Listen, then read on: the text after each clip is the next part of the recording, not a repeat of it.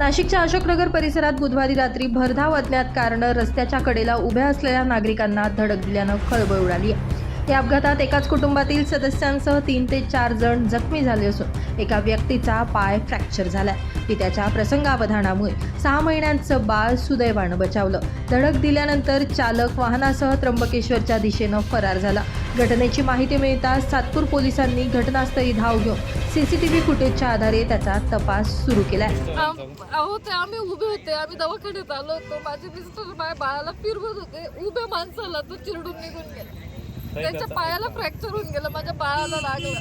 10 मिनिटं थांबा ताई, त्याला शोध घेतो आपण। तुम्ही दवाखान्यात गेलत्या का?